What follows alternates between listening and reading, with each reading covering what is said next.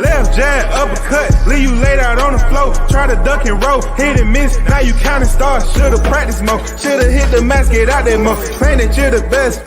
You gotta show me, son. Actions over words, baby boy. Is you real or what? Talking way too much, world come. Back sports, talking way too much, world come. Back sports, talking way too much, world come. Back sports,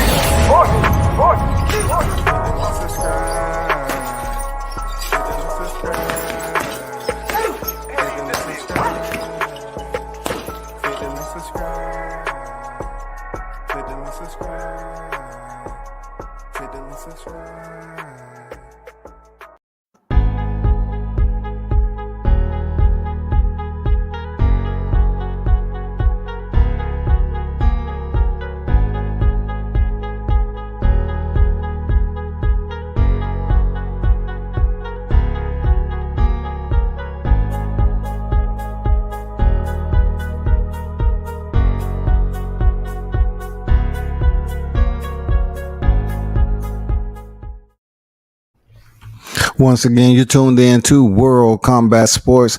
A salute and good morning on this Thursday. You know what it is, man. It's another hot one. It's switching it up. You know what I'm saying? It's basically bringing you the WCS media the only way I know how, and that is the truth of it. You know what I'm saying? Big salute to the supporters that's in the building this morning. Always. Big love and appreciation to those who support the channel. Mr. Pass, the first on deck. What's good?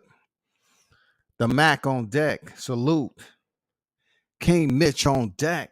Salute to you. Everyone that's in the building, man. Much appreciated. This is going to be a subject that certain people don't understand. Certain people may not understand, nor can they relate to, right? This is only part one. Okay, this is only part one of speaking on this, and we're gonna pretty much allow a couple more people to get into the room. But this is speaking on ayahuasca, and primarily focus on the former WBC champ Deontay Wilder. I'm going to give you the first half of my take on how I feel about the ayahuasca. You know what I'm saying? What he's planning on doing, this retreat, this journey he's planning on going on. And I'm gonna give you the only way I know how, bro. You know how I do it. I'm gonna tell you the facts, and I'm gonna tell you what's frivolous. You know, I'm gonna keep it as truthful as I possibly can, and then the other side is gonna be a bit edgy. You know what I'm saying? You know, rusty blade type. Because I've been all around the world. I've been in that curious person. You know, when I went into these countries, I've been there. You know, so this is very intriguing to me because I have some questions about it. You know what I'm saying? You know, Deontay Wilder, 42 victories, 2 defeats, 1 draw, 41 coming by way of knockout. Arguably one of the hardest hitting fighters in the arena of boxing of this era. You know what I'm saying? One of my favorite fighters. You know what I'm saying? Hosting over a 90% knockout ratio. That's crazy. But as of recent, you know, he stepped in there February 2020 against Tyson Fury in what was be considered a rematch where we can kind of settle the score, so to speak, on the first draw. You know, that first fight was a draw, you know, back in December 2018. Went to a draw. It was full of controversy. You know what I'm saying? So a lot of questions was left unanswered. So they end up fighting again in February 2020. That in itself will go down in history as one of the most controversial heavyweight fights to combine with the ones we already have in the boxing annals. It will go down as one of the biggest heavyweight fights that was immersed in scandal. That if you even listened to me back then when I was speaking on this fight before it happened, I would say Team Deontay Wilder is going to have to take a different approach to be vigilant because it's going to be certain areas of danger that they're not used to. You know what I'm saying? It's going to be outside of boxing. There's going to be things that they're not even going to see coming. It's going to be sort of transparent type of sabotage, and that's what it was. It turned into one of the most controversial fights. Why? Because the plan was to lift the title off of Deontay Wilder into the hands of Tyson Fury, to have an Anthony Joshua Tyson Fury $100+ million fight. That was the whole plan. So Deontay Wilder lost his rematch to Tyson Fury via 7th round stoppage when the towel was basically permitted to enter the ring, and the fight was stopped due to Mark Breland. Then you have your aftermath, your post fight, where people were saying that Mark Breland was instructed not to do it. You know the whole entire story. The fight was stopped. This is not about that. So we go into the trilogy, right? Which is embroiled in controversy, scandal. The backstory is just immense. And this is like one of those situations that a fighter like Deontay Wilder is at home thinking about, because he has this huge fan base, right? These avid Deontay Wilder fans that will advocate for him through the darkness and the light. That's what we did. And we consider him to be one of the best heavyweights in the sport, still to this day. You know what I'm saying? And what he's been able to do as far as being an activist, so to speak, speaking up for his people, being a very outspoken fighter. It was so much heading to this fight, this trilogy with Tyson Fury, because of the unknown. People were saying, is Deontay Wilder telling the truth about the water being spiked, about Mark Breland, and all the countless and countless of slideshows depicting scandal and cheating by Tyson Fury. So when he went in there to the rematch in the trilogy, once again, the fight was back and forth. They both showed warrior spirit. Remember those two words, warrior spirit. They both showed warrior spirit. When it came down to one man breaking the other man's will, Tyson Fury was able to do that. And then that was the fall of Deontay Wilder, the Bronze Bomber. This brings us to the point right here with what he just announced, why he want to announce it. That's what I want to get to the people. What he just announced was his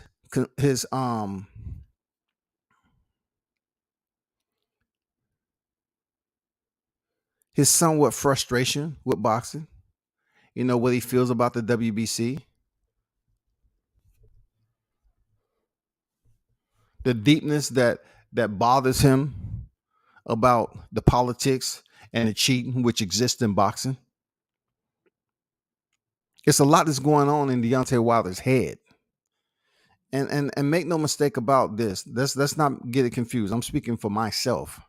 I'm not speaking for Deontay Wilder. I'm speaking about this situation because in a lot of ways, when I heard that he was bringing up ayahuasca, it took me back to some times when I went to these different countries and tried certain things. Now you're talking about a person like myself that live a pretty healthy lifestyle. So that's what we're going to get into with the ayahuasca. The fact that Deontay Wilder's trilogy was one of his worst fights. Him being knocked out for the first time face first, so-called going out on his shield, has never left him to this day. He still thinks about that. You know why? Because he's a boxer. You know what I'm saying? He's in the heaviest division. So the history that was brought upon him to, first of all, allow Tyson Fury into his boxing domain after coming out his darkness. Tyson Fury came out of his darkness, and Deontay Wilder was there with the palm up, welcoming him because he was the former unified champion. Though he was attached with evil and a sinister past for being a cheat and a drug head and a dope fiend or whatever, Deontay Wilder allowed him to enter a state where Deontay was the damn champion. So with 3 fights, 2 of those fights was won by Tyson Fury. And those 2 fights was in brutal fashion. Dark, brutal fashion. Which brings us to what just broke the news as far as where the champ is trying to do to determine whether he wants to come back to the sport. Andrew Charles, what's good? Salute to Andrew Charles on deck. I want y'all to listen now. Robert Brown on deck. What's good? Fury noticed Fury doesn't get tired at all because of cocaine, etc. So, what is ayahuasca exactly? Ayahuasca, in my opinion, I'm not sure as to what Deontay Wilder wants to get out of this ayahuasca retreat. Let me initially start that the people that support Deontay Wilder, within the people that's around him right now, in my opinion, has nothing to do with his decision to go on this journey. Now, if anyone in his circle suggested that he attend the ayahuasca retreat, I would definitely like to know who that person was. Because with all the medicine and all the psychological therapy and all the doctors, you want to try ayahuasca. You want to try ayahuasca, bro. That is one of the darkest forms of psychedelic treatment that you can go to as a boxer, as a human being that gets punched in the head, a human being that has experienced defeat by his nemesis. Deontay Wilder experienced total defeat by his nemesis, Tyson Fury. No ifs, ands, or buts about that shit. It was the toughest fights of his career. Even tougher than Johann Duhaupas, man. It was the toughest fight of his career, even for Luis Ortiz. Because what Tyson Fury was able to do is stop him twice. I would say totally stop him once, but he has 2 fights where he stopped him. Now, knowing that Tyson Fury is one of those individuals that's absolutely attached to cocaine and all this other stuff. One thing about Tyson Fury, he's been to the dark side. This is what concerns me about Deontay Wilder requesting the ayahuasca retreat. Because if you're unwilling, you're talking about a fight that just went down October 2021. We're only halfway through February of 2022, and he's talking about an ayahuasca trip. Now I'm gonna do something nobody in his circle would do. Deontay, if you listening, this is my suggestions to you. First of all, if you want to go on an ayahuasca trip, let me be the one who cover it. I don't need no money from you or nothing. I go over there with you on the ayahuasca trip. 2, only because it's not going to be so many cats that really want to go to the dark side like that. It's not too many people at all on this YouTube that's willing to go to the dark side. If Wilder is who they truly support, and he want to go over there and undertake an ayahuasca meeting that's going to consist of psychedelics, hallucinogens, any way you want to pronounce it, you going to the dark side. Trust me, you're talking to someone who's been there already. I haven't had ayahuasca, but I've definitely been to the dark side. So my point is, they tell you not to go by yourself. So my suggestion is he's going to go over there with somebody else. I don't know who that is, but it should be with somebody. It should be somebody from his team. For real. It should be with somebody from his team because there's a lot of things you have to go through when you go into ayahuasca. First of all, a month out, if you're really doing it, first of all, let's establish the place. If you're going to an ayahuasca internal to the US, is bullshit. And I'm telling Deontay Wilder this. If you plan on going to a retreat and you're thinking about having a full effect, let's not play games. Let's get down to the nitty gritty. This don't have nothing to do with boxing. This has stuff to do with experiences in life. Now you experience your side with boxing and competing. I experienced my side with traveling the world and going to certain places that will take you through different medicines and understandings in different countries. If you're planning on going to an ayahuasca retreat internally to the US, it absolutely makes no sense. They're not the same. They're not the same. They'll take your money. They know who you are. They know who you are.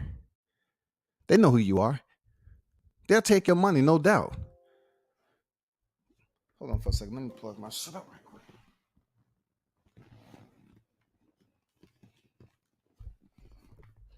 Now, y'all hear me out. The ayahuasca retreats internal to the US grid is not the same. They're not the originators. They're not the ones who actually started this. The shamans over here, you don't know if they legitimate or not. The shamans are the individuals who actually provide the ceremony for you. You know what I'm saying? They are the ones that you're gonna have to pay attention to. They are the ones that will witness what you're going through and see it play out. They are the ones that internal to their psychological being, they've seen several people. If they've been in the game long enough, they've seen a lot. They study ayahuasca. So when it comes to me, you can't do it in the US. You have to go to Peru. You have to. You have to leave the US and go over to Peru, and you have to go in the rainforest. Now, if you feel that you have too much money to go over to the rainforest and you know what's lying ahead, then I don't think it's a journey that you should go on. Because if you're really trying to find out if you want to come back to boxing, you need to go to the darkest place, the unsettling place, the most uncomfortable place. Not a retreat where they have nice cush beds. No, you need to place yourself in a situation that you barely have any control of. You're not going to have control over the mosquitoes and what you see out there. You're not going to have control over living in a luxurious place of comfort. If you're really trying to get rid of your demons, when it comes to, the curiosity or the hesitation that you have to come back to boxing, you need to go to Peru. That's what you need to do. You need to you need for it to be as authentic as possible on this journey. And I'm being serious. I'm being absolutely serious with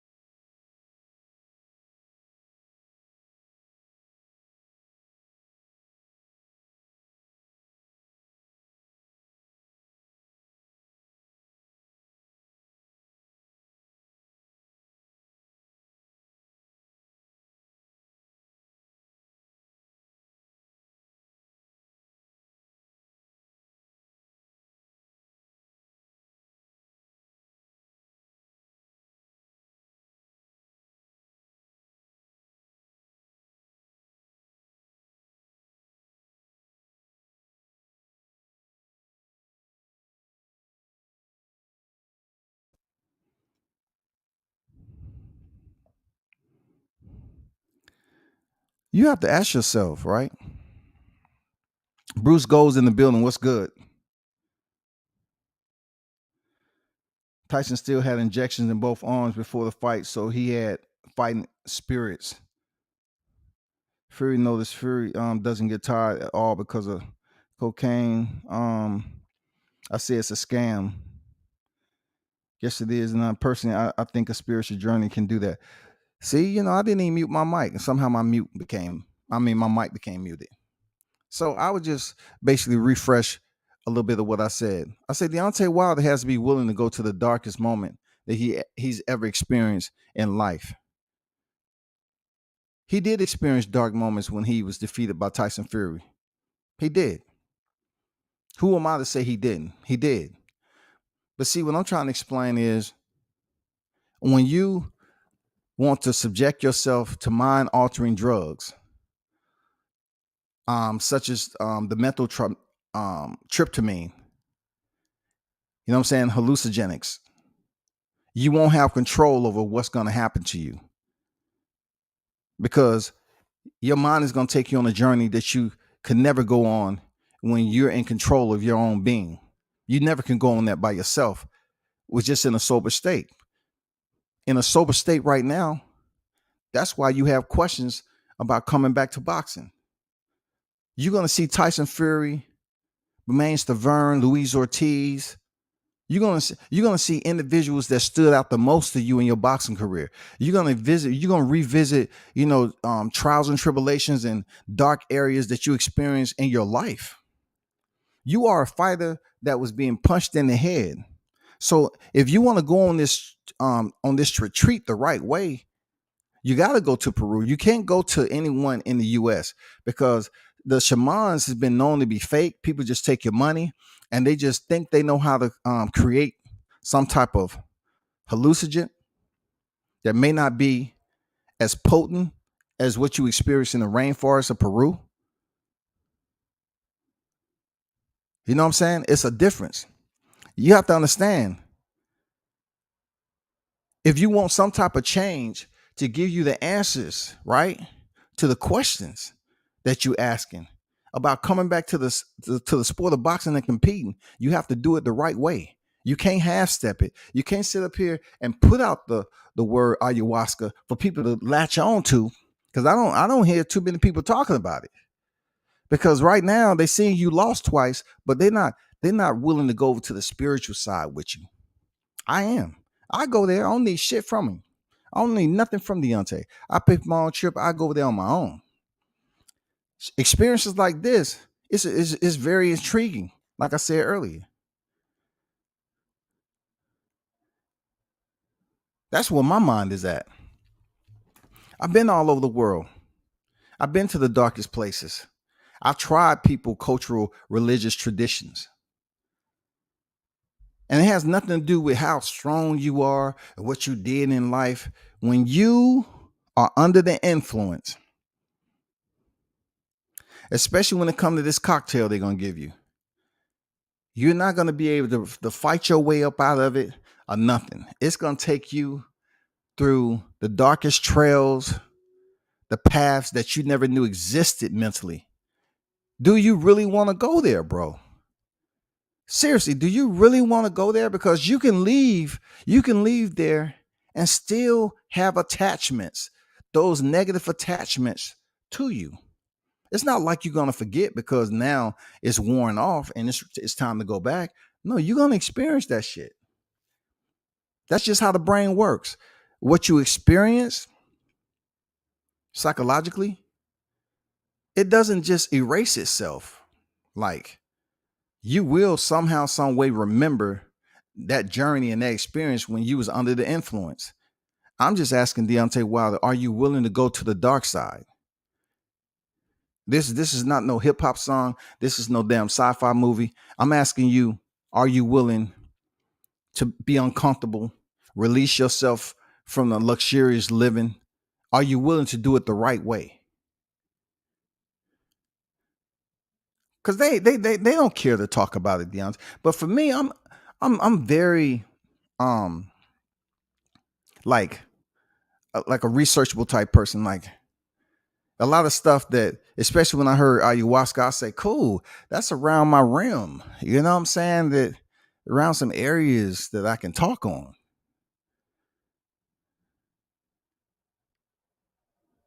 I'm just in a fair, healthy manner, showing concern,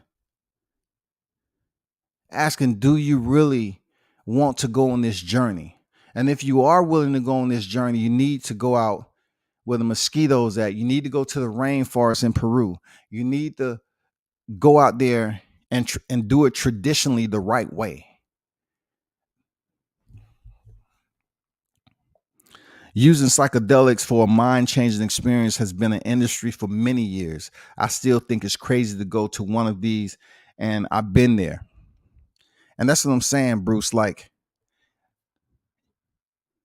it's just like the Max said, you got to go to South America. When you mess with your when you mess with that brain, oh my God. That's why you have dope fiends. The reason why you have dope fiends is because they're chemically unbalanced. They're chemically dependent on a drug that has altered the state for which they are. That's why you just can't. People just can't get off drugs cold turkey because your body go through an entire transition. Chemicals are potent. That shit is poison. It's very, very strong. The influence and control that it has over you mentally is due to chemicals.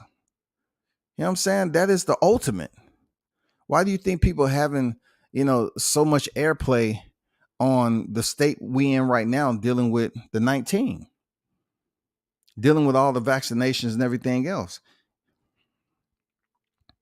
When you put stuff in your body, in your bloodstream, sometimes you just don't have the control in where it takes you.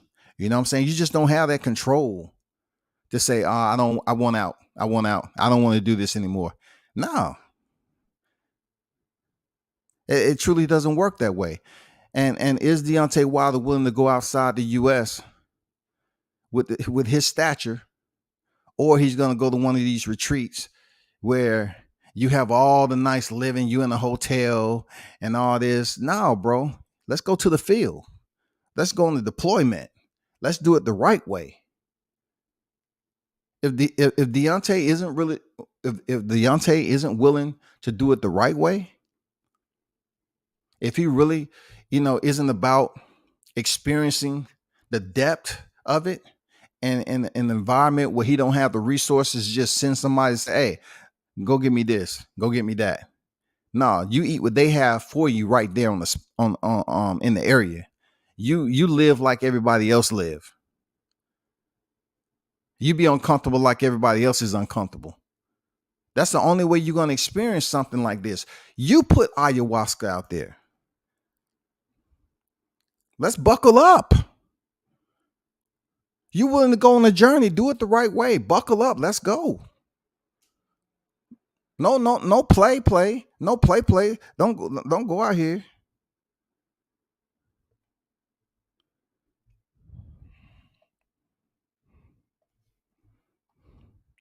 Matt said, I know all about this facts. You muted. Yeah, I did it. I look, it might have been ayahuasca spirits because I didn't even mute myself. You know what I'm saying? I didn't even mute myself. Wilder should definitely make sure he keeps it private and not bring people that are gonna try and sneak film what's going on without permission. No, you can't do that. You can't do that. Appreciate y'all telling me about the sound. You can't do that, Andrew. You can't do it. You can't record the actual, from the shaman. You can't do it. But everything else, cool. Traveling the universe is amazing experience to have in your head, but it doesn't translate well on camera. Correct. But the universe that you have psychologically is much different than the physical universe that you experience in life. Because when you are participating in a mind altering hallucinogenic, you have to underscore that word. You have to understand that you will hallucinate. And a lot of things is you're going to experience with those mental snapshots is places that you've never been in life. But under the influence, that's why it's called hallucinations, hallucinogenics. You're able to see things that you never seen physically in your life. You could have grown up, you could have grown up a Christian and read the Bible all your life.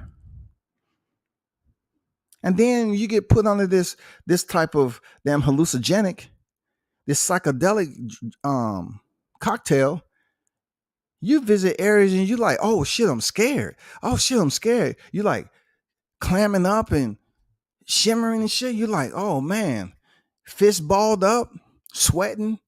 You never seen what you experiencing in that state before physically. You never seen it in prayer. You don't have to see it in meditation. None of that shit. But drugs will do that to you. Drugs will fuck you up.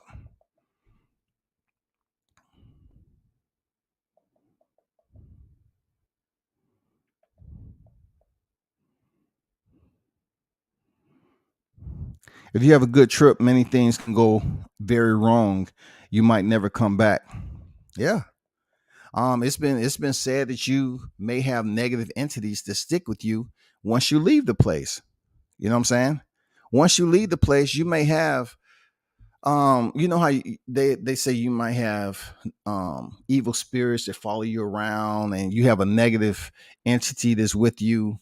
Your spirit is cursed, so to speak. When you go to that state of mind, man, I don't know how deep some of y'all believe in spirits and stuff like that, but it's real. That shit is real. It's not just having to do with hallucinogens. That shit is real. Women were intense. Women were crying intensely for hours. It was like listening to hell. I'm serious, man. A weak mind is in trouble if you can't handle it. That's what I'm saying. Is Deontay willing to go to the depths of this ayahuasca?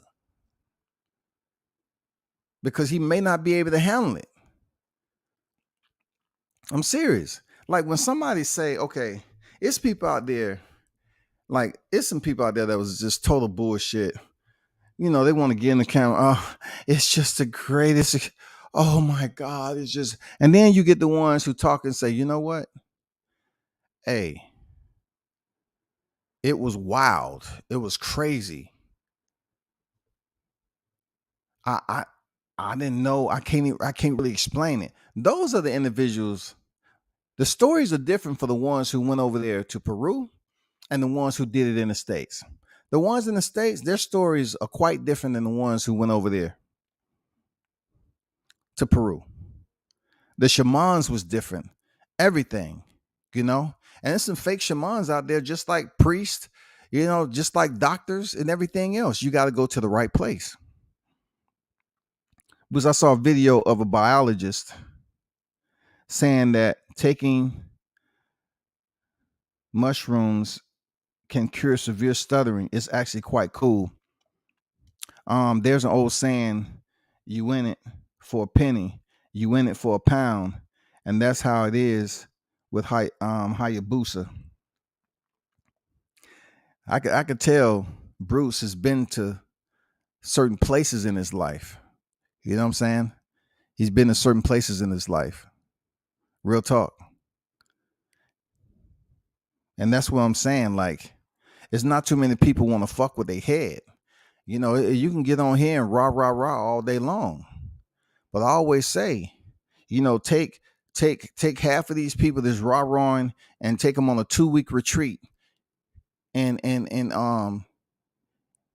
deep foliage. And you have to go get your own food. You know what I'm saying? You don't have the luxuries of this life you live in, getting up, doing lives, going to the refrigerator. Take them out for 2 weeks. It has to be 2 weeks. We can get through a week, but go to 2 weeks where you have to go and be out the comfort of your home. Your diet's gonna be different. No internet, no nothing. And then you have to have certain ventures you have to complete. You know what I'm saying? Certain tasks that you have to complete. People have a new look on life when they return back to Garrison. We're not talking about going to combat. I'm talking about when you take yourself and go on somewhat of a retreat, and you put yourself through different things that you don't have, that's outside your comfort zone where you living at currently.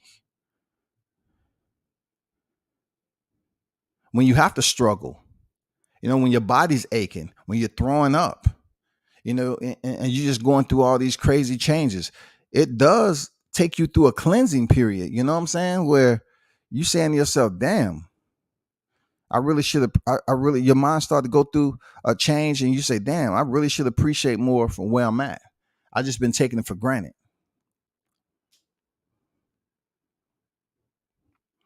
Does Deontay Wilder truly want an ayahuasca experience? Or he's just, basically latching on or digesting something that someone told him to go to, and then it's here in the United States to say, hey, going on our ayahuasca retreat, it's going to be very beneficial, champ. No, let's go to the rainforest, champ. That's my challenge to you, Deontay. That's my challenge to you. If you want to do this the right way, go to the rainforest. And those of you that feel some type of way and you want to see what the champ, hey, goddamn, you spend your money and go over there too. It has groups that go over there all the time. Take some time away, plan it correctly, get together like 4,000, 4,500, let's go bomb squad a tier, bomb squad. And what I'm saying, support the champ, go over there and go through the ayahuasca with him. Take that psychedelic. For real, let's go to the spiritual tradition the right way. Let's do it the right way. No fronting, no none of this shit. Go to the dark side the right way so you can understand what the champ went through. And for Deontay Wilder, you got to be willing to understand that it's possible that you may not get anything from this. You might be in a more impaired state, a worsened state when you leave the place. You may leave there with no answers, bro. You may leave there with more mental baggage or mental data that you wanted to receive. Places you never thought you would go. Now you have that experience that's going to sit with you for several years after experience. Are you willing to haul that payload around with you? Being that you already have doubt on if you want to come back to the sport or not. Are you willing to haul that payload around with you? Are you willing to haul everything that you've experienced mentally on that trip? You got to really, ask yourself and hold yourself accountable and say, am I ready for this shit? Because this ain't play, bro. When you start messing with hallucinogenics and put yourself to something like an ayahuasca, this ain't play.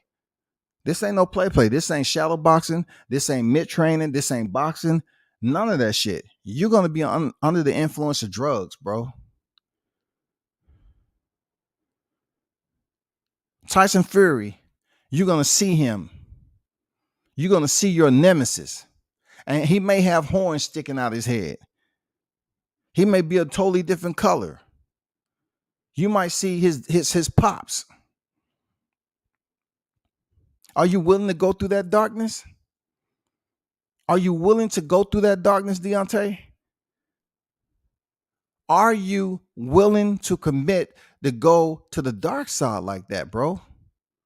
Because ayahuasca sounds good on social media. People start looking it up and say, hey, yeah, the champ is going on a spiritual journey, see if you want to come. It's all good for storylines.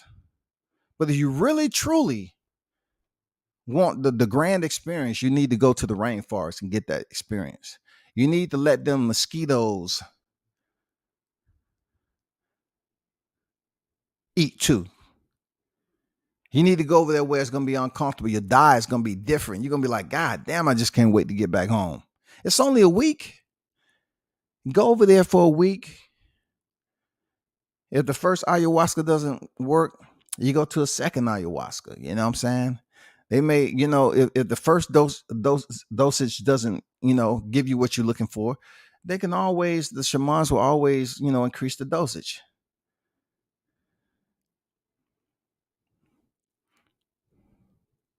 But when your internal becomes your external, you definitely have to understand you're gonna have to let go.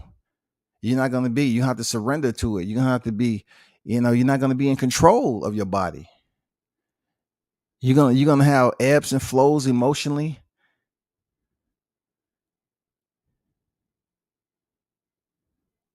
You're gonna be in chaos, bro.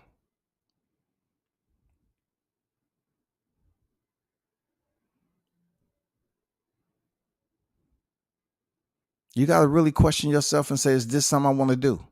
Because you might go to some dark places and then you carry some individuals back out with you once you leave that place that continue to stick with you. You close your eyes and go to sleep when you back in the comfort of your own home, you might still have some of those entities that's there when you close your eyes. It's not WCS being negative. It's the fact that understanding what that particular psychedelic can do to people.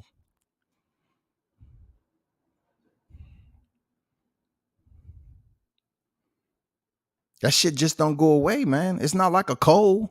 Oh, you went over there and you experienced this. Okay, good. My immune system's back strong. My white blood cells are working. I'm out. No, you're gonna take some shit with you from over there.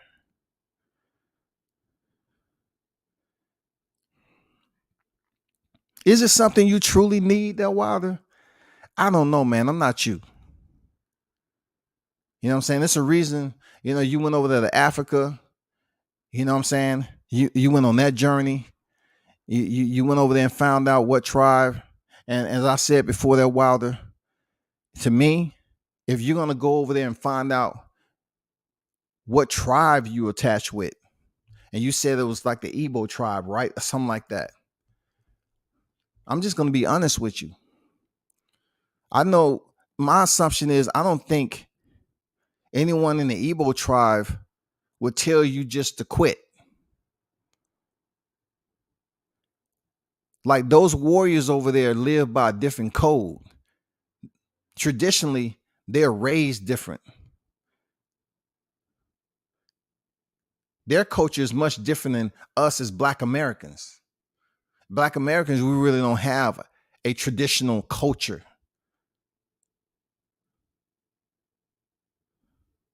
We can set trends, but what do we have that we operate on every year that people can say, oh man, I want to do that? It's not hip hop. It's not being athletic. So being that you went over there to Africa and found out and you talked to some people over there tells me that you ain't willing to quit this sport. And then since I know that I believe you're not willing to quit this sport with 2 L's from your nemesis, you know what I'm saying? A person that you consider try to bury you alive with all the videos you and Malik put out.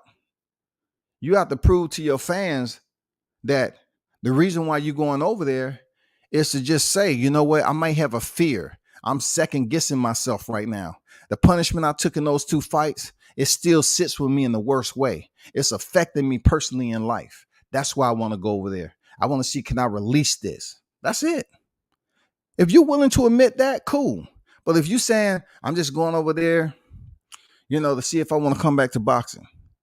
Well, if you're even thinking about, putting yourself through something as dark as ayahuasca, that means you're confused at having the confidence to step back in the sport anyway. Let's get that straight.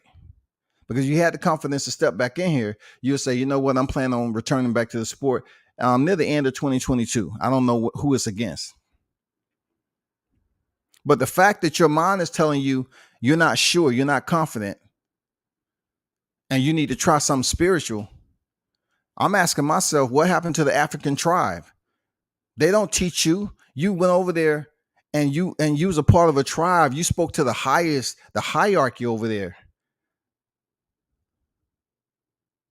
You spoke to the leader of the tribe. He wasn't enough to get you to understand who you are in life and your purpose. That's what I thought the whole situation was, for you to go over there to Africa and experience that. Now that you know, and you've talked with these people, they're not strong enough to get you to come back to the sport.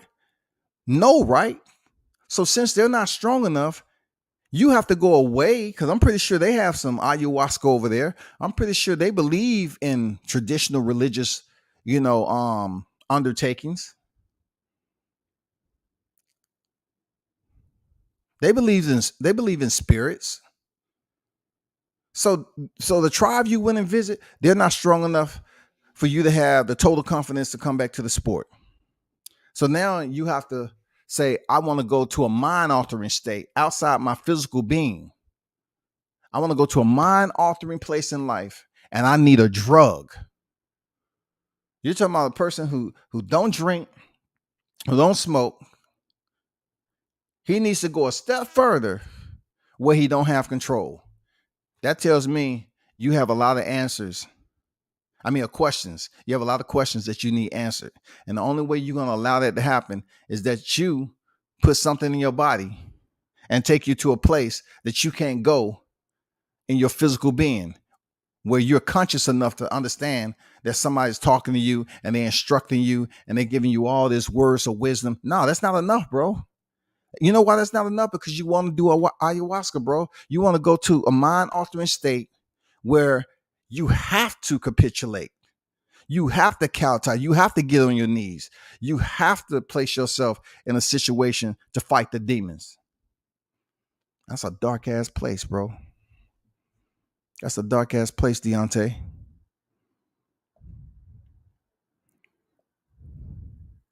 At Bruce Goes Boxing, do you believe in past lives and past lives experience? If so, was this belief something that you gained after taking psychedelics? I believe in spirits. I believe in past life. I do.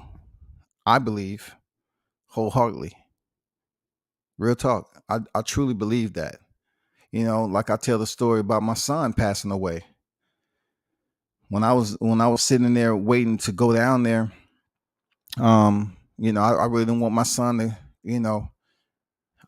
that was my first son. I really wanted him to grow up, with me and be around him, and so forth. And I just, when his grandma was asking to see him, I was like, I wasn't sure about that. I wasn't sure about that. I wasn't sure. You know what I'm saying? I just didn't want it to be. I just felt something the whole time. Like, before I made the decision, I said, I just didn't want to go down there. Excuse me. I just want him to be in the comfort, in my space of comfort, as a father. So when I finally, just gave in, let him come down, the day I said I was coming to pick him up, I just, told moms, I say, I'm coming to pick him up. Oh, he can't stay down here. And I said, no, I'm coming to pick him up. So when I'm sitting there getting my car worked on, this guy I never seen in my life. He said, hey, I can't even tell you. He wasn't even there when, I don't know. I never even seen the guy again. He said, hey, your name's Scotty? I said, yeah. He said, you got a phone call. I said, what? I'm at Pep Boys. I can't even tell you how I got to the phone. I just went up the hallway to the left, picked up the phone. It was my girl. She say, so-and-so's dead. And for, say so-and-so's died. She said died. So-and-so died. Right? So I was like, no, what do you mean he died? Was he killed? She was crying and crying and crying. I said, what do you mean? What do you mean he died? So I told somebody, I said, how long for my car, get finished? She said, they told me it's almost done. At that time, I was balling out. So I got in the car, boom, went to the house, and I got on the phone with my parents. So my first phone call, my pops pick up. Now, granted, me and my pops really didn't have a decent relationship. I grew up in a 2-parent home, but they was very strict or whatever. That's besides the point. My pops pick up the phone. He said, your son dead. Now, granted, my pops was the one that didn't want my son to come down there in the first place because I wasn't married. right? This is religious. This religion taking over. He said your son dead. That's what he said. That's what he told me. I say, hey, put mom on the phone. Mom couldn't talk to me because she's crying hysterically. I said, hey, mom, if you can hear me, I'm on my way. So I'm going down all from where I was all the way, 12-hour trip, balling out. I said, dang, what happened? Like really, I don't really understand know what happened because I wasn't talking to dad no more. I ain't trying to argue with him. And then mom was up there. She was just crushed. I get down there. I find out where the funeral home is. I walk up in there. I say, hey, I'm here to see my son, blah, blah, blah. Give him the name. And the guy said, yeah, you can sit down over there. He'll be, I said, you don't understand. I need to see my son now. That's my first son. I can't find that out from why he died. Why did he die? Yes, sir. I said, you don't understand me. And I had my pistol on me. I said, you don't understand me, do you? I said, I want to see my son right now. It ain't no option. I go back there and find him myself. The guy said, okay, I understand. I went over to the funeral home by myself, bro. When they rolled my son out, it's like he was sitting on, he was laying down and he was asleep. It's just like he was asleep, like I used to feed him and he'd just fall asleep, just like, And my son was still fairly young. So he's just sitting there, laying up there, looking peaceful, because they said they didn't want to bring him out because they started the preparation for the funeral and the bomb. I say, how the fuck these motherfuckers starting shit without my permission? So I'm feeling some type of way. I'm in a different mindset. I'm looking at my son. I'm like touching him on his face and stuff. I was like, damn.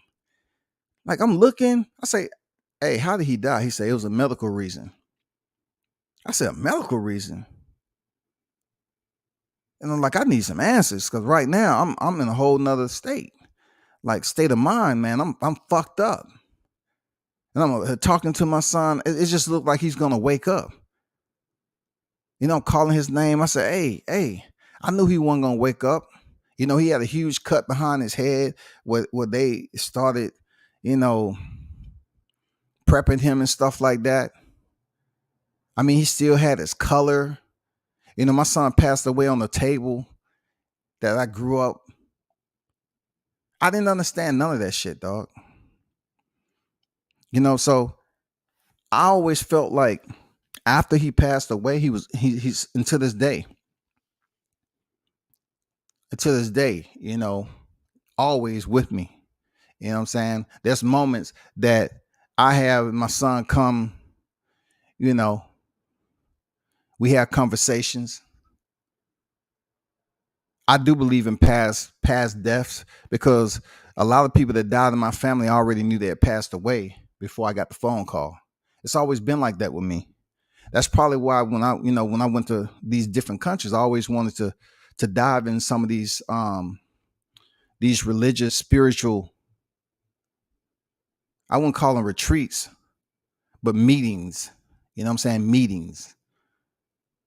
Because I wanted to ask them, I say, why do I be around people and I know certain things about them before it actually takes place, but yet I can't stop it. I can't tell them about it. You know what I'm saying? I can't sit up here and tell you what I feel because then you might say, man, you motherfucking crazy, man. Get the fuck up out of here. That's what I'm saying. Wilder, I don't think he has the true experience spiritually to be in a state of mind where he can't control, and it's going to be a dark, dark space for him. It might change his life forever that he never box again. He may be he might be more fucked up leaving that place, dealing with those psychedelics than he was before he entered. He has to think about that shit.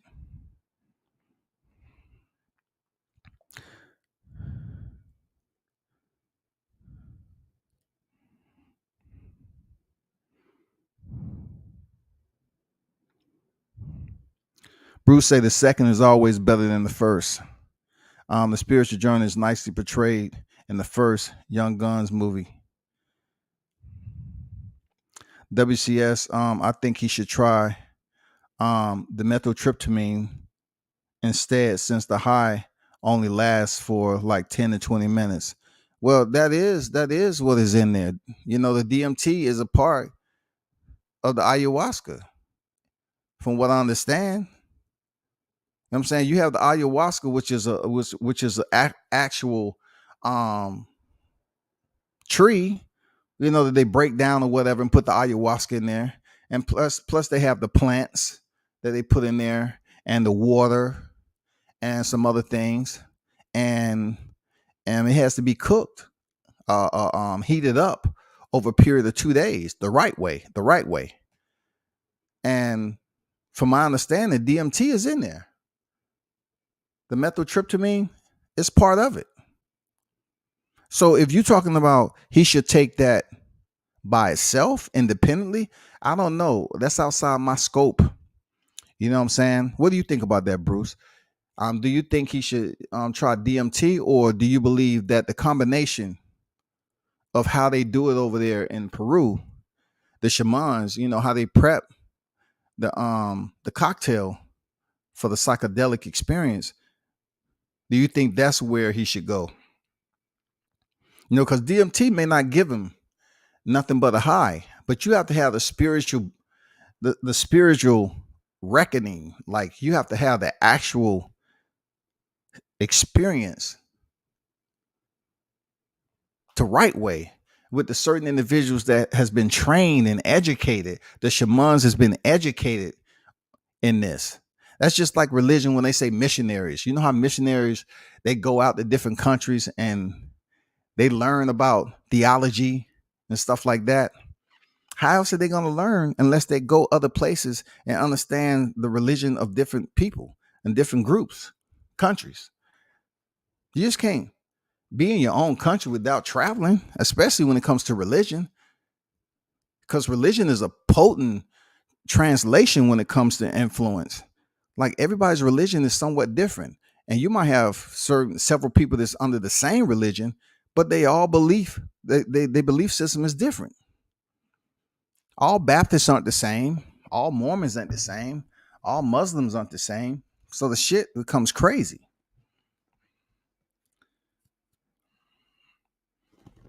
Hold on for a second, y'all.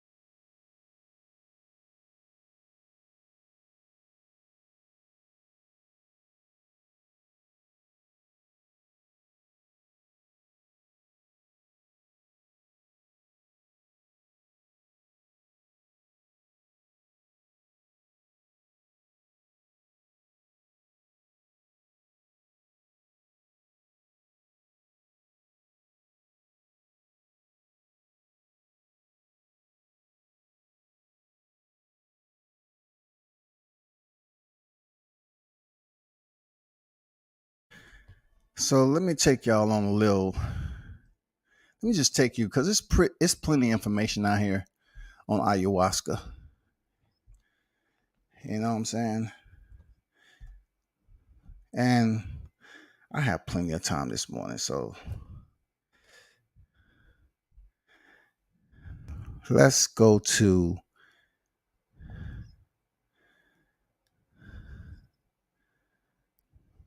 let's see.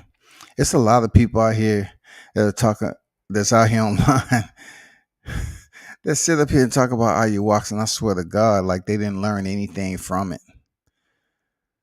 Oh, let me see. I'm definitely not gonna do. I'm definitely not gonna take you to a Joe Rogan ayahuasca experience.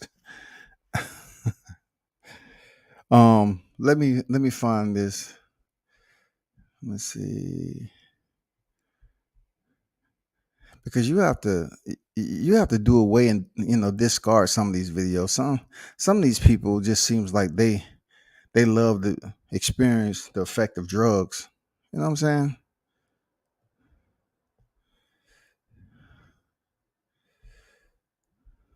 I like this one right here. Let's go for a little trip with this right here. And I don't care if,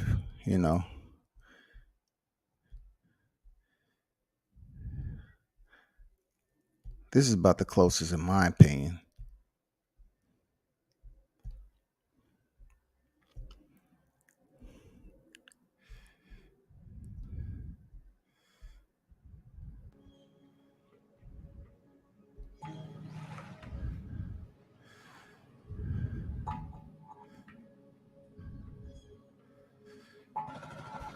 Look at that. You got to be willing to go to the, look at that. Come on, man.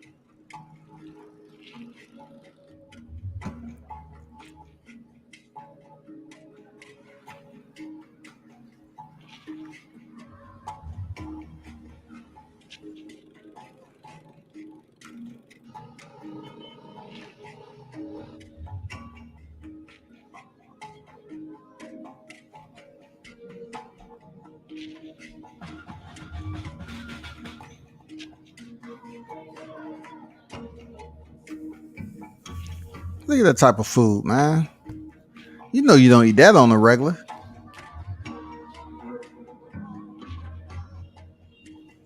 We out here in Iquitos, Peru. Entrance Iquitos. to the northern Amazon. So my name is Joe Boldis, filmmaker and an English teacher. And today we're going to find some answers about ayahuasca. So many people actually come out here. Them stripes of wood you seeing, that's actually ayahuasca. It helps you find answers. So if you're going to try it, you need to have an intention. So the shaman recommends you go on a 2-week diet minimum that consists of no oils, salts, no added sugar, no alcohol, no sex, to have a better connection. So to arrive here, you either come by plane or by boat, because there are no roads that lead here, which leaves this place to be a very interesting place. We have a different culture. We'll find some strange foods in the market, like turtle, alligators, a live larva called suri. You can eat that cooked or alive. Okay, I'm gonna fast forward past the suri because I'm not trying to go. That's outside of where I'm trying to go with the ayahuasca experience. I'm talking about this right here. You already separated yourself from civilization. No Walmarts.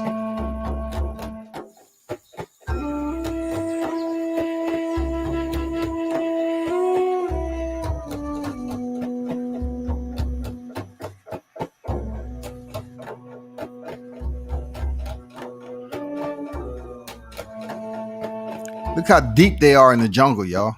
Finally made it to the Amazon rainforest jungle.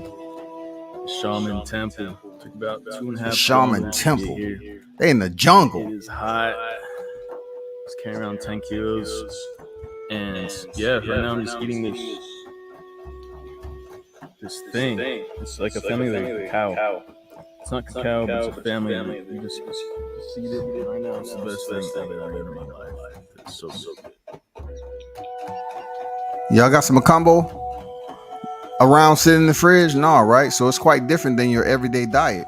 This is the room you get basically, and it's actually pretty nice. It's like you get little mosquito nets, all kinds of crazy stuff. So we'll see how it goes, man. Like ayahuasca is gonna be 1 week out here. Mi nombre es Joel Pacaya Mahima. Yo soy chamán Tengo 27 años. Mi trabajo 27 years es old, shaman. sanar, curar a las personas, todas las personas que vienen, para que ellos puedan ir alegre, contento a sus países. Yo soy del Napo, yo soy napino, nacido y crecido ahí. Ahora vivo acá en la ciudad de Iquitos. De la edad de 18 años empecé ya a practicar la medicina. Si el paciente primera vez viene y no ha tomado ni una vez la ayahuasca, se le da así, porque algún See, this is shaman is speaking on if it's the first time here, the amount to give them, so they won't totally go ballistic and frantic and run into the jungle. You know what I'm saying? That's what I'm saying. There's different shamans in this experience. algunos son débiles, puede les chocar mal, les puede alocar, se pueden golpear, salir, correr. Y para ser un chamán tienes que saber quitar el ícaro, la mareación. This Si is a tú un this is paciente actually a ves que ya boxer empieza a right here. irritar, ya el chamán va y le empieza a quitar un poco la mareación. Y si mis abuelos me dicen, más bien, termina ya la ceremonia y yo le termino. Yo le So I want to go cierro ya. through, experience where they out there in the jungle, away from civilization. A cantar los picaros, que se le prepara con esto para Spirit of the plants. dar ritmo cuando están mareándose. Esto les canta, se les...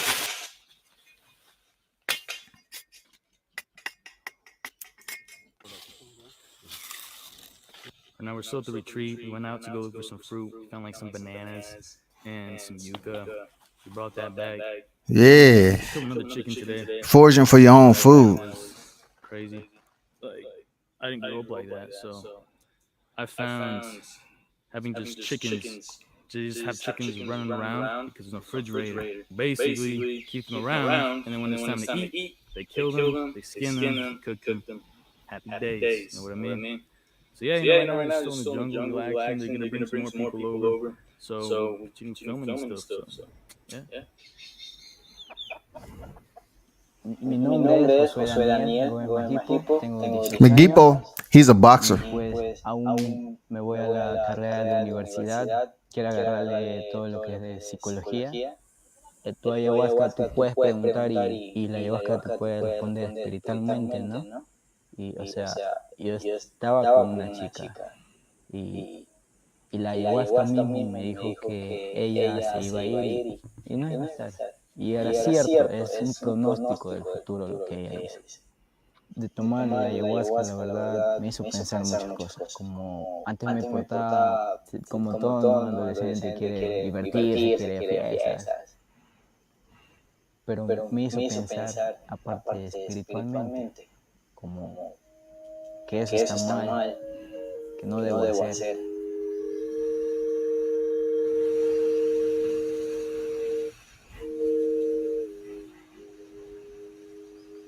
Music pretty relaxing, ain't it? La medicina ayahuasca, juntos con la chakruna y la transformación, viene dentro del estómago. Eso ya lo transfiere y van hacia el cerebro. Todos tenemos DMT en el cerebro. La dieta es muy importante porque la medicina nos quiere encontrar un poco limpios en cuestión de energías negativas, en cuestión de energías muy fuertes que tenemos en el mundo. La persona que llega a tener ayahuasca tiene que lograr encontrar la paz, encontrar su amor propio, quererse uno Find mismo, love within themselves. amarse uno mismo. Una vez que ha encontrado su amor propio, entonces él puede amar personas. El amor es grande. Todos sabemos querer, pero pocos sabemos amar. Esta es la ayahuasca. Para prepararle se le machaca. What he's beating is the actual Ya ayahuasca. está machacado, se le pone más en la olla. Ahí está la chacharuna, se le pone la ayahuasca. se le pone agua florida. También, Spiritual water. cuando los mapaches son grandes, se le pone 5. Se le pone You put 5 of those in there. Tobacco. 3 baldas de agua. 3 baldas de agua. Y cuando ya está hirviendo, deje que se pase hierve, quede el agua acá. Otra baldad. Sigue vaciando, va a hirviendo, sigue vaciando. Se le pone otra baldad de agua. Y cuando ya está la mitad, se le saca, se le pone en otro envase. Lo que ya hirvió, ya se le bota fuera. Ese ya no vale, ya no se le toca. Se machaca otro fresco y se le pone. Y cuando está ahí, yo agarro mi mapa. Se le sopla y entonces va quedando más fuerza la ayahuasca. Son 2 días. Un día de cocinar y un día de refinar. Y al segundo día recién está bueno. Y si tienes más, sigue siendo. Ya lo hemos refinado, queda como es. And this is what Andrew was talking about. No tiene que ser muy claro ni muy espeso.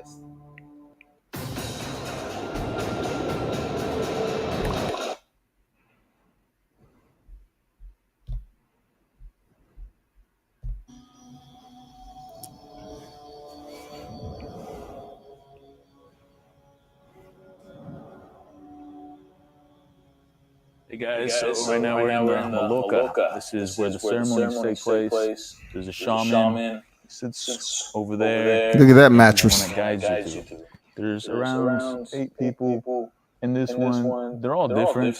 And then you just lie right here in this bed. You could lie down. You could just any way. And see, I like his documentary because it's just focused on him, not anybody else that's a part of it. It's his documentary, of course. He's going through the ayahuasca, and this is his documentary. He's a filmmaker, school teacher and everything. And he's talking about, from what I've heard, you can actually get like a bungalow or you can sleep in the Malacco. You feel relaxed. You just chill. I mean, when you drink the drink, it doesn't taste that good, but sometimes it sits good. Sometimes you throw up, and that's why they have this. You throw open these, you're not go pee, you're not go poop. Okay? Don't do it. So they have these right next to you. Then you have your water right next to you as well. And you have some toilet paper to clean your mouth. And sometimes if you need to go to the bathroom, you go pee outside, or they escort you to the bathroom because they don't want you to run away, thinking you're an animal of some sort. So yeah, you're very safe in this area. If you still having a bad trip, the shaman feeds off the energy. He's there to either enhance the feeling if it's good, or relax you if it's going bad. It's quite an experience, once in a lifetime. Got some good drone footage out there. Rainforest is beautiful. So basically, every single time you do ayahuasca, I guess you're supposed to take a flower bath. And then full of these flowers. So first you take a normal shower with their bucket, and then they have another bucket full of flowers, and dumping over your head. Look at that. And then let it dry by itself, and they just fall off. And I guess it's supposed to help with the connection or something like that. So I'm just doing exactly what they say, just enjoying my experience out here.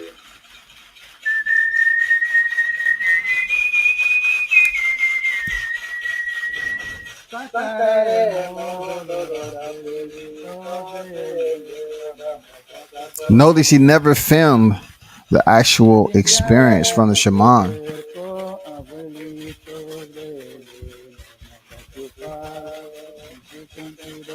Not talking about this, but I'm talking about the reaction he gets when he actually take. This is still Makibo though.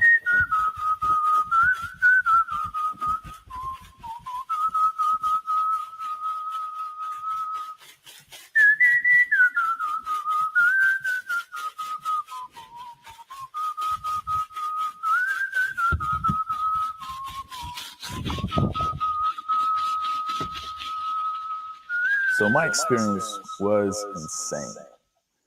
So it started out because the first time I was And this is what I'm speaking on.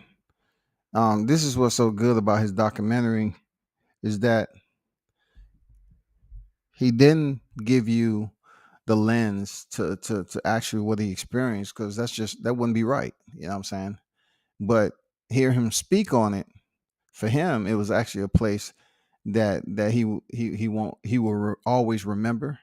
And from my understanding, it seems like he felt like he did it right, the right way with his experience.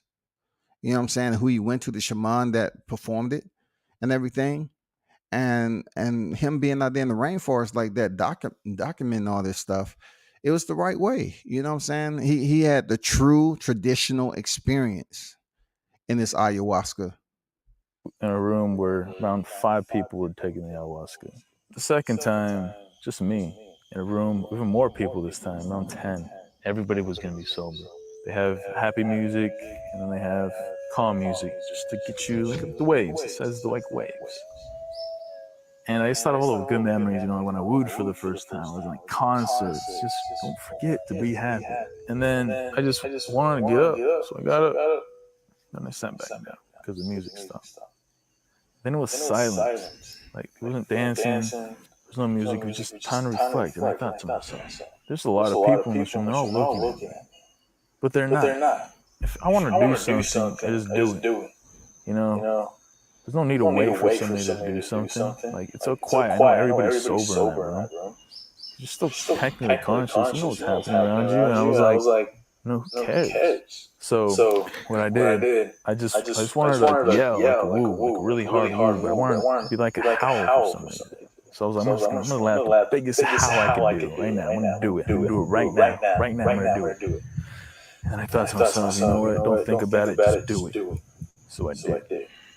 I let out the biggest howl I could, and it sounded like complete shit. So I did it again. And again, and again, and again, and it kept coming out like shit. But finally, it came out in perfect tune. It was perfect, and it felt so amazing, so liberating. And I just kept doing it.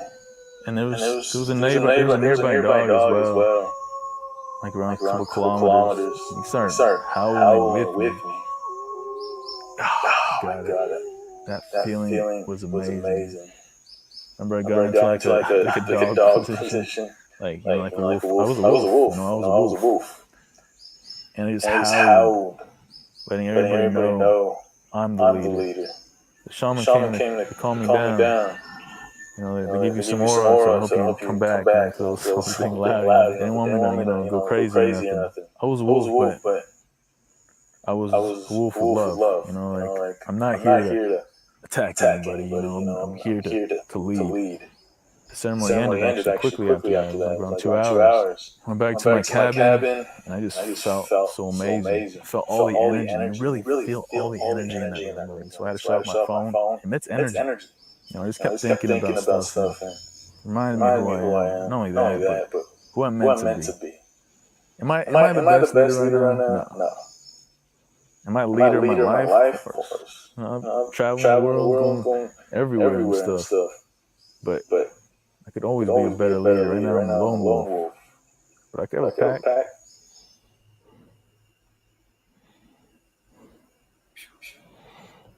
Bruce say that is a weak-minded person, in my opinion. Yo no solamente soy chamán, soy curandero. Hey, that's what people go there for, to try to find out where they at. They're Bruce. You know what I'm saying? They just trying to find out another area in their life. You know what I'm saying?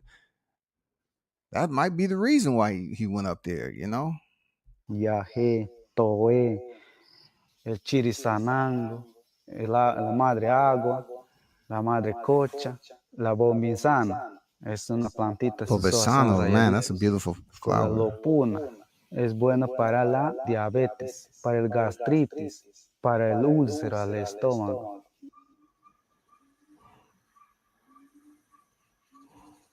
Yes, birds like parrots. Sometimes we have seen macaws, like few times. I'm gonna fast My forward name through is. this. You from?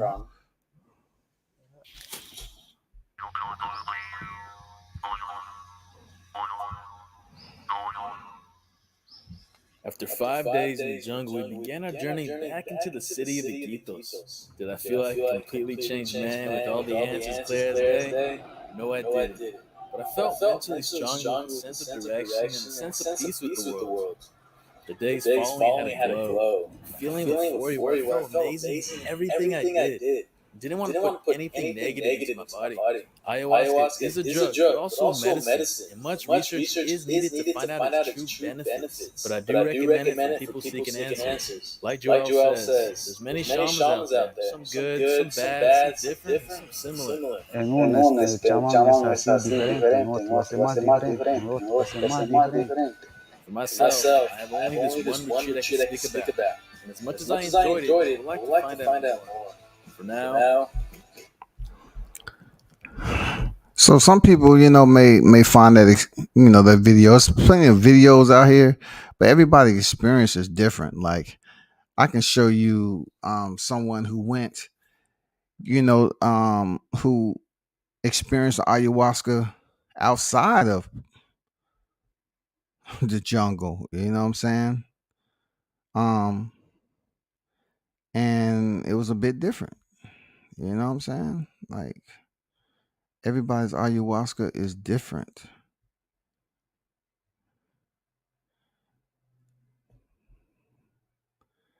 Let me see. I'm trying to find this other video.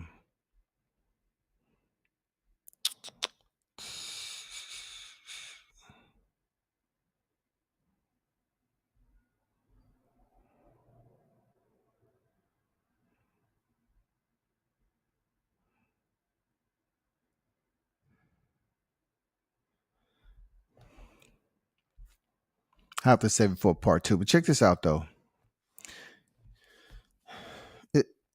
I thought about,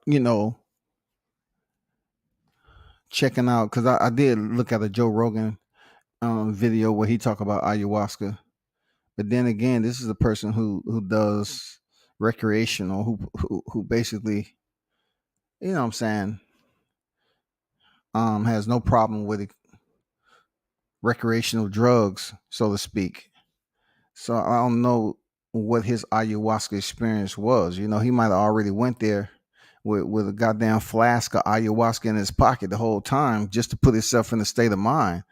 I'm not being comedic about it, but all I'm saying is I don't know. Like you don't hear too many of these people talk about ayahuasca, going to an ayahuasca retreat, and they already been on recreational drugs.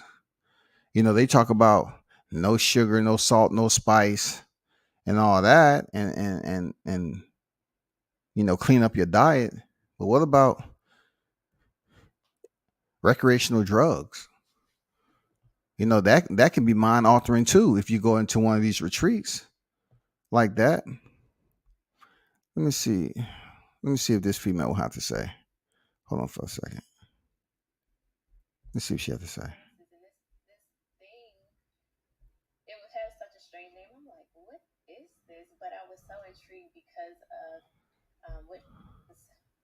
I was talking to my mom on the phone, and normally she always has like the news blasting in the background. I didn't get this experience that I thought I was going to have, but again, Temescal is what they use, and they put these hot stones in there, and it gets really hot, and you just start to sweat, and there's I'm trying to. life-changing experience. So went, and then what did I hear? I heard Cusco, which is so back in the end of May of this year, I went on an ayahuasca retreat in Peru. And so this sister, she talks about her ayahuasca experience in Peru, right? So I'm not gonna listen to the whole one, but I just want you to see how different, the experience is, so to speak. So it seems like her experience was a bit different. And I haven't watched this video before. It was definitely life changing. So I didn't even find out about ayahuasca until I want to say until around January of this year. It was very recent. And as soon as I heard about it, I immediately was intrigued. So, um, my reason for wanting to do ayahuasca was because towards the end of last year, I was just really feeling, I started to feel like a little down, and I started to feel like I had a lot of blockages that were holding me back from moving forward with my life, and fear towards certain things were starting to creep up on me. So I just know that I needed something to break those barriers that were up. Yeah, Mr. Passive. Yeah, yeah.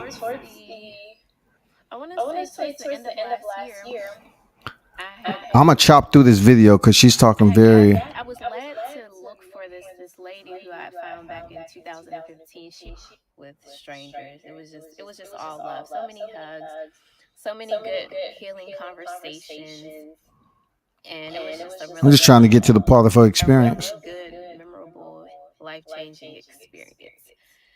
So, yeah, immediately when we got there, we were having conversations. We were there for 7 days. We started having like really deep conversations, and then while we were there, I'll just tell you the things that we did. We did ayahuasca. We also did the sweat lodge, which is like a sacred ceremony inside of I can't think of anything. A temescal is what they use, and they put these hot stones in there, and it gets really hot, and you just in general, because I felt like nothing had really happened, or I didn't get this experience that I thought I was going to have. But again, that's why you're supposed to, well, not again, because I didn't say it, but that's why you're supposed to go in with no expectations, because you're always going to get exactly what you need. And the plant medicine and Mother Ayahuasca, she meets you exactly where you are. So going in, like I learned a lot about myself.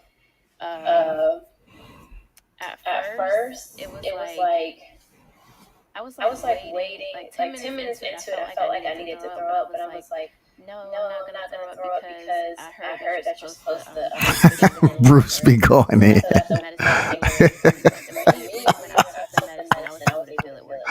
Bruce said typical blabbering acid head. Throughout the whole body. However, I didn't throw up. I held it in. I'm just trying to get to the point. Moments where I felt like betrayed, abused, things that I I guess I forgot about, or I just, eventually dismissed those things, and it played out like a movie, like these moments where I felt like betrayed, abused, unworthy, unloved, all of that. So all of those moments with him. And it's crazy because I'd already forgiven him. Oh my God! I apologize, people. I gotta. She's just not educating me. Not to the point of, it just seems like she's just taking forever to get to the point. So I just have to move on past that, man. Let's see what this guy has to talk about. He seems. The Arturian people, Pleiadian people, and the Syrian people came to this world. 3 nights of plant medicine is something that I just got done doing. The first night was ayahuasca. The second night was ayahuasca. The third day was something called huachuma, which is and Pedro is also what it's commonly referred to, and it's a cactus. It's during the day that we do that, and it's so some other people's insights as well, kind of, just to show you what's possible with something like plant medicine. So with that being said, let's get into the video, right?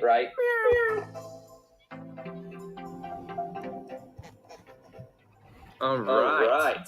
So welcome back to the video. My name's Aaron, and I hope people the U.S. to come to Costa Rica to do it due to passport, something like the logistics like that. So originally we had all these people signed up 2 months ago, and we thought we were going to have to cancel it.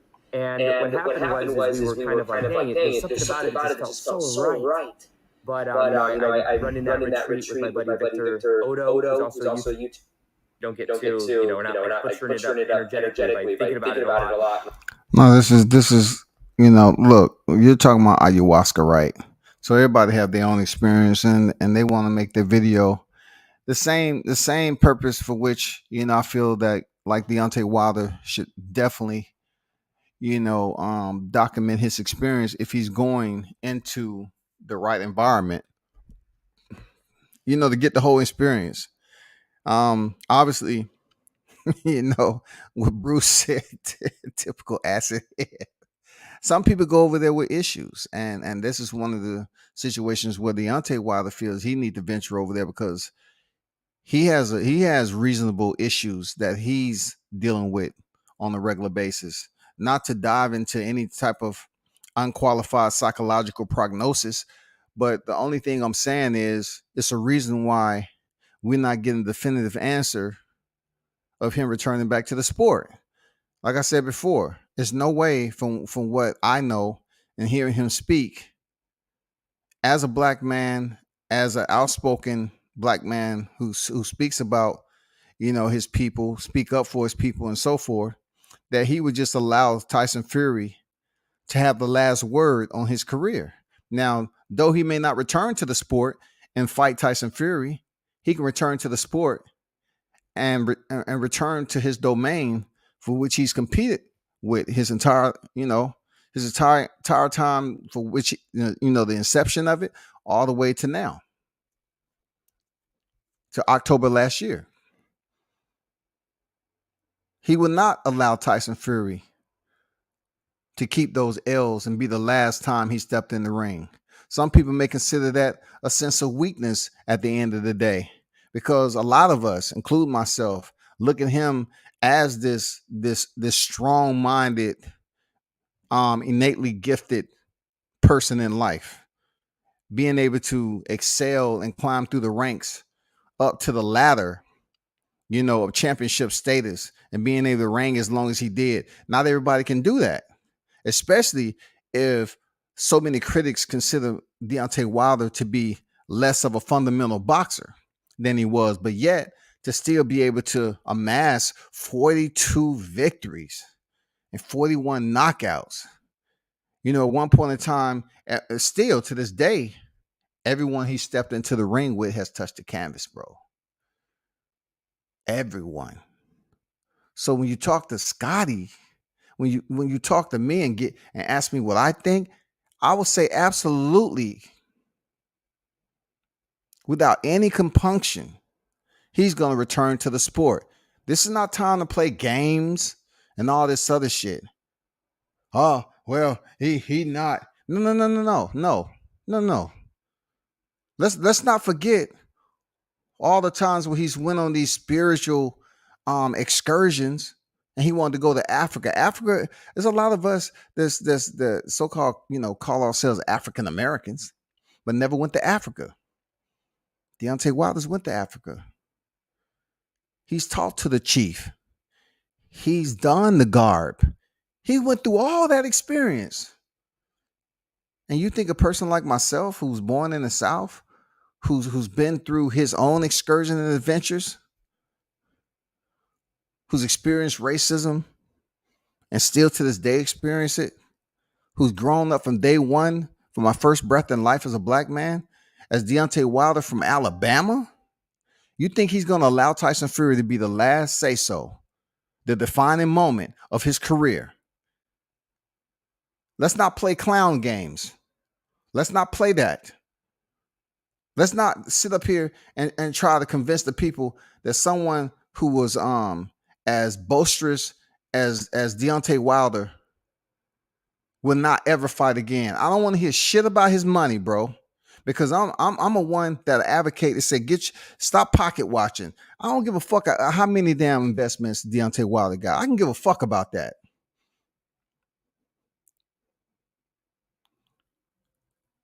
What does money have to do? You can go with money all day long. You can wake up in a luxurious lifestyle and live the fluency all day long and be unhappy as shit and miserable. It's people with money all the time, goddamn, perform self-inflicted injuries to themselves, commit suicide, or have to be, those individuals who take drugs every day to provide them some type of relief. I'm talking about medical drugs to the point for them to deal with their everyday lifestyle. So money shouldn't be in the conversation. Let's stop that. Let's stop believing that money will put an ultimate damn band-aid over the reason why he feels he should do ayahuasca. That's because shit is on his mind. Shit is on Deontay Wilder's mind. He never had a situation bringing up ayahuasca before. I mean, when did he travel to Africa? Wasn't it doing his trilogy? You know what I'm saying? Doing his trio of fights with Tyson Fury? Was it after? Wasn't it after he lost his title? He went over to Africa, if I'm correct. When he lost the rematch, he went over to Africa, right? Also, he visited Pope Francis, didn't he? So he went and dealt with somebody that's on the higher echelon of idolatry. You know what I'm saying? Pope Francis, and then went over there and visit Africa for the chief tribesman and whatever knowledge and education he received over there. Those two areas, right? That right there was telling him that he had stuff on his mind. It was a lot that he had to deal with that's bringing us to the doorstep of ayahuasca. As you listen to these videos, and you can look them up on YouTube, everybody's experience is different. Not all of them have positive experience. But when you go visit these individuals who are attached to religion, people have an understanding like, hey, this is positive for me. When I'm going to hear someone speak to me in a positive way, and they're going to provide me with this word, this devotion, I'll be able to attach to the supreme being for which I worship. I'll be able to take myself to a different place. Yes, that's what religion is supposed to be. That's why you have cowed congregations, people who attend on a regular basis in church and listen to the preacher, because it's non-physical energy. In order for you to believe in something, you have to go there and get used to it, acclimate it. But it's non-physical. When they take communion in the church, it's not like they're taking a drink of ayahuasca. It's communion. If it's sparkling grape juice or whatever the case may be, it's communion. It has a purpose behind it. But going to church, visiting preachers, isn't an ayahuasca experience, because you can find somebody that'll tell you, hey, what church you go to? I go to this church. How long you been going there? About 15 years. Oh, it's been the greatest. It's the greatest. It's the greatest. And they can tell you everybody that's in the church and this, that, and the other. And then during that 15 years, they have experienced tribulations. They may have went through a marriage and divorce. They may have had an accident. They may have lost a job. They may have lost loved ones. They still experience things that affect them in life, but yet they still go to the church. From my perception, I don't think you're going to find many people that say, you know what, I'm looking forward to going back over there to ayahuasca.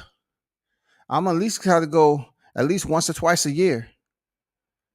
Because once you go there the first time and go through the experience, you know that you have to take yourself to another place. You have to consume something to take you to a whole nother being, psychological place that you've never been before, that you don't have no control over. That's the scary part of being a human being.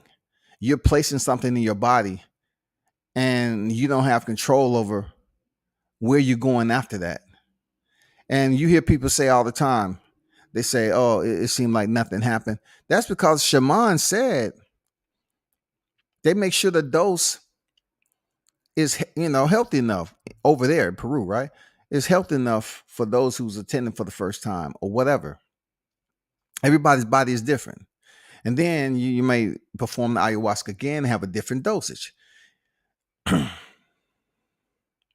see, what you don't hear is people just going in detail of their experience, because that makes all the sense in the world. If you're in a mind altering state and you experience something that's outside the bounds of your belief, but yet you start to come back to reality, you may remember parts and bits and pieces of it.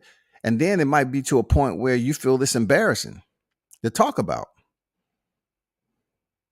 You hear people say, "Oh, it was unlike any experience."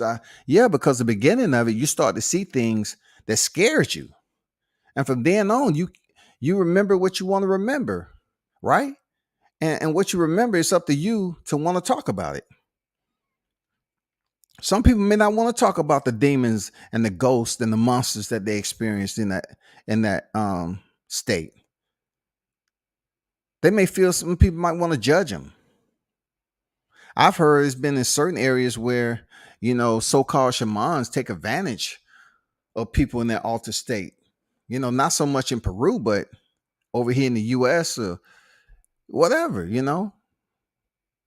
people getting fucked up for the wrong reasons. So with Deontay Wilder being in that, I wouldn't say predicament, but him having a bookmark in his life right now where he's unable to say with confirmation that he want to lace up the gloves and return to the sport. After visiting Pope Francis and after going to Africa, that wasn't enough. So that tells me it's much more underlining than we think. It's much more serious than we think. So he want to experience ayahuasca, which doesn't guarantee you a positive outlet for what you're dealing with in life. It doesn't guarantee you that shit. So with where he at, he has the right to go out here and experience different things, because he may be in a place right now with his mental payload is heavy enough for it to be a concern to him. So that's why he's saying, let me experience something else, dog. Let me experience. I know he said he was going deep sea, he was scuba diving. That wasn't enough. I'm pretty sure with what he's earned, the fruits of his labor, he's been some places that really changed his life from the experience, but not to a point where you consume something that took you to a darker place than you ever been in the ring. You know what I'm saying? I think that's where he wants to go next. He's trying to see, can he experience his demons that he's dealing with? And in order to do that, you have to put yourself in a different altered state with drug induced type of situations. And some people may laugh at it. To my, Tyson beat Deontay Wilder to a point where now he got to try ayahuasca. And it's always going to be judgmental people. But only thing I'm saying for Deontay, if you're going to do it, do it correctly and to a point where you're not as comfortable. That's the whole point of the total experience. Place yourself in a situation where you're not as comfortable, that you're outside that zone. Your body go through changes. Your mind go through changes. And you totally get the experience of relaxation. That's all I'm saying. That's all I'm saying, bro.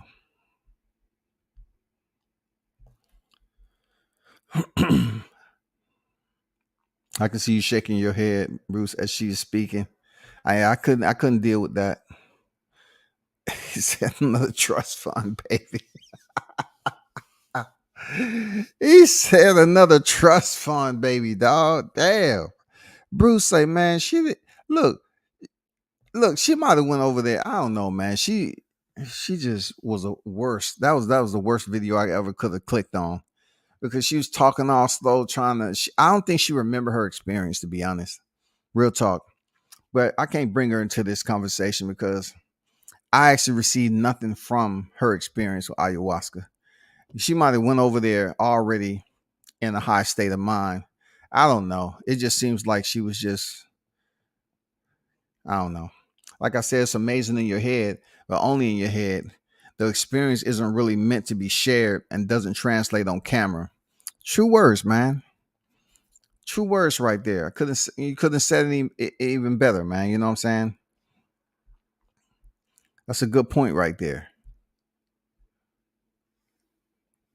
Yes, I like my medical marijuana. Bruce had no mercy on these dirty hippies. I gotta go in on this. Stay tuned. They have one. They have one with 100 miles of where I live. Okay, all right. So see, Bruce has obviously experienced more on that side than I have, so to speak. Like I don't have the I'm not a recreational user. I've never been, right? But I have experienced certain things. And I think me not being in that in that type of recreational habit, when I did experience it, hit me pretty damn hard because I'm not very educated even on marijuana. I'm not educated on the ins and outs of smoking all the time. I'm just never been a smoker like that. I've tried it, but we're talking about on one hand my entire life. I'm in my 50s. So I really can't speak on it like other people who've tried different types. And then other people who've actually tried recreational drugs. I've never been that person. I just never been a curious individual who tried drugs. And I'm not sitting up here frowning upon those who has, but I'm just saying there's people out there with more education on this than me. But that doesn't mean I can't use my brain off what I have experienced.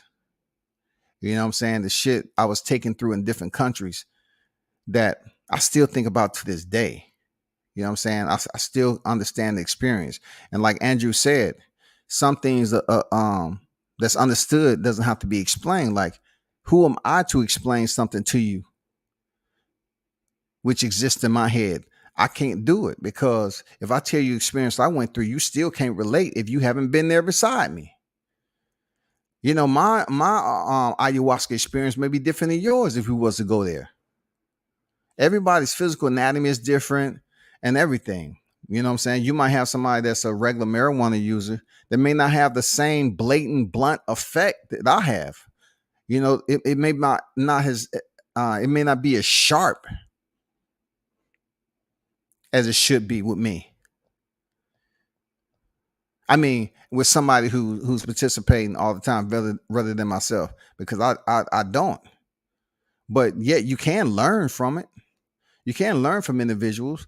Like, Bruce has been around for a while. He knows a lot. So, that's educational. I don't know everything about ayahuasca, but only thing I'm saying to make this live is I'm saying if you have something that's anchored you to a point where going to Africa and visiting the tribe, you know what I'm saying, going on this excursion to find out certain things, it wasn't enough. To the point now, after coming off that last loss, you think I believe that you're going to allow Tyson Fury to be the last L on your record? You're going to be the final name on your record? Nah. I'll be disappointed, Deontay. Seriously, I'll be disappointed. I'm going to keep it 100. I'll be disappointed.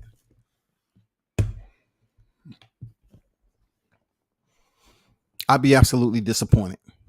There's no way in hell on how I feel on the strength that you possess in the ring and as an individual, as a man in life, in your own words, that you would just allow Tyson Fury to seal your fate in the sport of boxing. You know what I'm saying? He would be the one that say, Hey, I retired Deontay Wilder. It's not happening. All the videos Malik Scott did. One thing that stood out talking about, they tried to bury him alive and they wanted back in blood. Hey, bro, you're not satisfied with what happened and getting it back in blood. You ain't satisfied. And then when Tyson Fury wanted to come over there and say something to you after post fight, you said, "No, man, no, man, no." Right there, let me know that you're coming back. And that goes for anybody who up here saying otherwise. That lets me know that shit is deep in his thought process. And that shit is not gonna ride off into the sunset and be like, oh, he ain't fighting no more. Stop it, bro. This has nothing to do with lottery. This has nothing to do with not using common sense. This has nothing to do with college education, being a Christian. This has something to do with following an individual, listening to an individual, understanding, witnessing an individual and how they operate in life to see that he's not going to allow Tyson Fury to be the conqueror of his career and placing him in retirement. How? Hell no. Not when you talking about your people. No, bro. You can't sit up here and talk about your people, black people, how strong we are, and you think I'm gonna sit up here and believe that Tyson Fury is gonna be the last resounding name on your boxing rec in red? He was the one to seal your fate and put you in retirement, and you never thought to come back. Nope, it ain't happening, people. And I'm gonna be right here. I don't believe that one bit.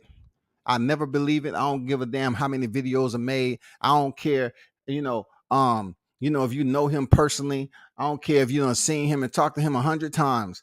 I don't care about none of that.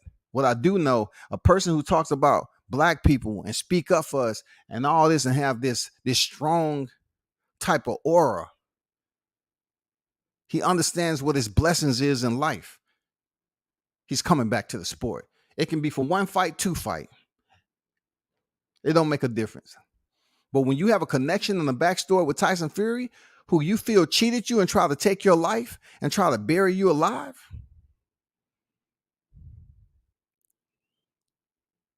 and you talking about money. Black people, we got to leave that shit alone right there. I don't give a fuck about no motherfucking money when it comes to your mental state of understanding. Money ain't got shit to do with it. You can be on the damn luxury, the most luxury yachts around. You can take the most exotic trips, period. You can be involved with the most beautiful women in the world. You can go to some of the most some of those beautiful oases on your trip and still be thinking about Tyson Fury the whole way. Because you was the one in the ring, not me. You was the one that was knocked out in the third round, not me. So being that you have that bookmarked in your thought process, you feel the only way that you may have some type of relief is to venture out into an ayahuasca retreat. And I'm gonna leave it like this: if you are full pledged and going into an ayahuasca retreat, you need to do it so with the understanding that you are going to some places. You're going into some places, bro. That's darker than you can ever imagine. So if you're willing to go to those dark places and you're willing to understand what you're about to experience, you're willing to know that you may leave with some of those negative entities that you experience, because the negative entities is what's driving you to go to ayahuasca. It's not the positive ones. I mean, come on, let's not be goofballs about it. The positive entities is not what's driving you to go to ayahuasca. It's the negative entities.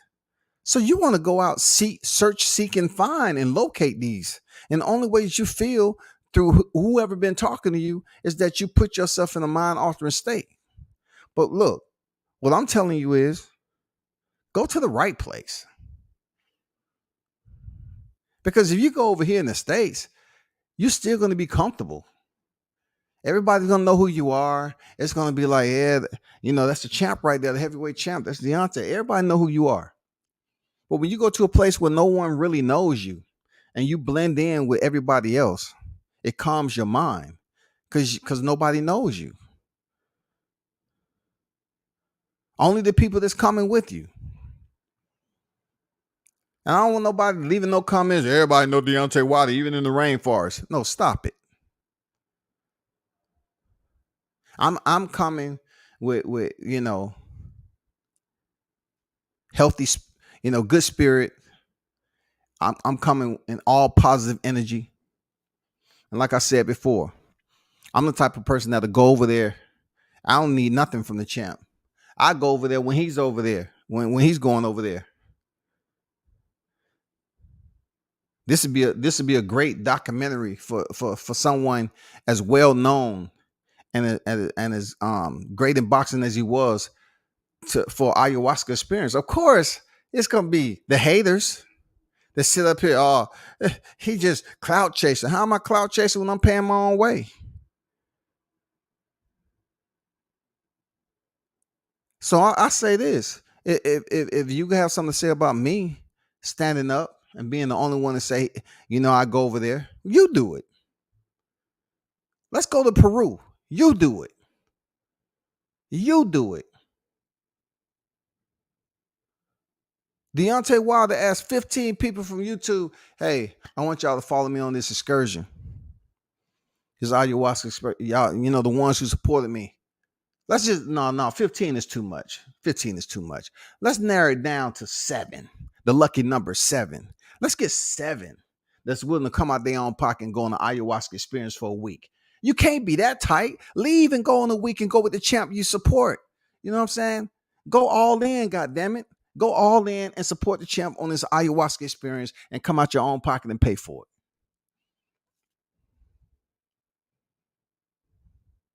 Now that right there pretty much changed the clarity of YouTube to a point. You know what I'm saying? We'll get some more clarity of the real ones and the fake ones.